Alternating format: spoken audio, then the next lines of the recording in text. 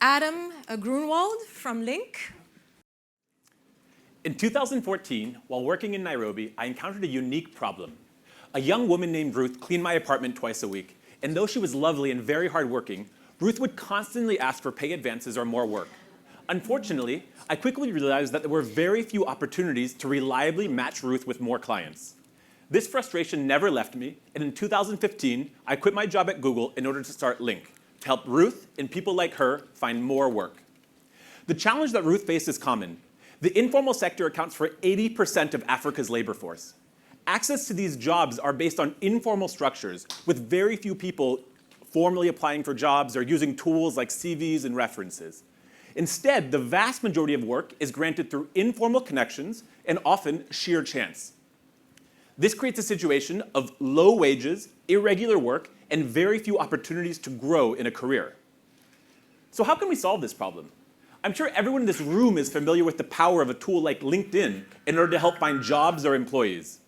And while powerful for white-collar professionals or college graduates, career platforms that track skills and experiences are even more critical for informal sector workers like Ruth. That's because these informal sector workers are consistently looking for work, as most blue-collar jobs take place in the gig economy and don't last very long. They also face incredibly high levels of mistrust among employers that know very little about their skills and experience. And that's why we created Lynk, where we design and implement technology solutions for informal sector workers. We begin with career identity profiles displaying relevant skills, certifications, employer information, and employer ratings and other relevant information.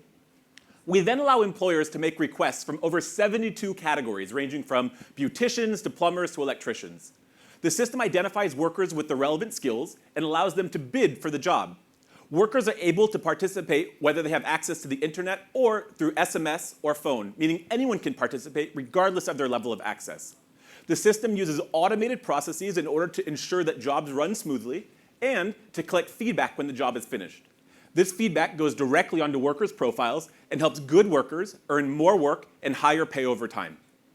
In the past 2 years, we've completed more than 20,000 jobs and paid out over $1.5 million to informal sector workers. The majority of them are youth, and 46% of them are women. The average worker on our platform has earned over $1,300, representing the doubling or even tripling of monthly income in some cases. But job matching is just the beginning. As the primary provider of work for the people on our platform, we're in a unique position to offer additional value-added services that can help change people's lives or careers. And that's why we're excited to be part of the Solve community, so that we can collaboratively design and implement these value-added services in the most scalable and impactful way. Already, we've rolled out things such as trainings, apprenticeships, e-commerce, and other features based on feedback from workers. But in the future, we're excited to introduce things like loans based on the data we have about jobs done, insurance products, wage smoothing, and other sorts of life-changing value additions that can help workers grow. We really look forward to the opportunity to do that together. Thank you. Thank you, Adam. All right, Umran. So how many jobs you plan to impact, or how many people you plan to impact in the next 5 years? In the next 5 years, we will have completed over 3 million jobs, and it will be about 850,000 people. Jay, and then Vilas. Jay Collins from Citigroup. Can you just tell us a little bit about how you're different both within your market but potentially others in the region that are doing the same thing? Sure. So in our market, there are not other operators that have like this level of scale. So most would be like a bureau, right, that maybe has a bunch of nannies and uses the phone or human effort in order to match jobs, which means that they cap out at a level of scale, right? So they wouldn't be able to do substantially more than 10, 20, 30 jobs a month.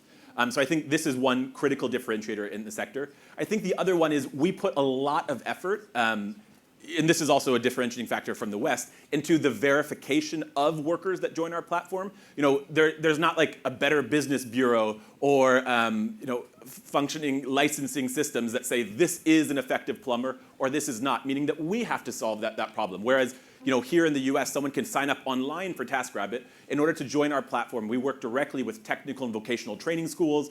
We in person verify and vet each of the workers that join our platform. And we also invest a lot to set them up for success. Vilas? Thank you. Vilas Dar from the McGovern Foundation. How do you think about two questions, bias and equity? One, the bias of blue-collar workers who maybe don't have access to technology to join the platform. And equity, how do you avoid a race to the bottom in terms of the lowest bid? Yeah, so in terms of participation in the platform, we have direct integration with SMS. We partner with Safaricom and other telcos, so people can participate if they have a phone. So actually, we have yet to come across any worker that wanted to join our platform that doesn't have a phone, because phone ownership in Kenya is like 2 for every 1 person. So on that part, inclusivity is like a pillar of what we believe in at Lynk. In terms of race to the bottom, we had this fear, but actually we see the opposite thing happening. We see customers are willing to choose workers based on ratings and reviews, or higher price workers based on ratings and reviews. So we invest heavily into highlighting these ratings and reviews at the point of, I can't flip back to it, but like at the point of when a worker is chosen, this is what's featured prominently. And we see often that workers at higher prices are chosen. So average wages are increasing. Tina, Oliver, and we still have time, Michelle, but I think we're 20 seconds, so Tina. I'll go so fast. Okay, quick question. As this mirrors the gig economy and informal sector workers, how can this solution help Jua Kali Association workers save a bit and contribute towards social insurance schemes? Yeah, I think anything that operates as an ecosystem, right, that a worker is logging into or participating in each day is uniquely suited to offer these additional services. So for example, I mentioned loans, right? We know and we can predict how much money a worker is making each month, and we can encourage them about what is a reasonable amount to save, right? So working with organizations that are part of the Solve community, like MasterCard Foundation, we can get financial literacy information that we can push to workers that are getting information from us as well. Thank But I think you. it's about using the data that we have.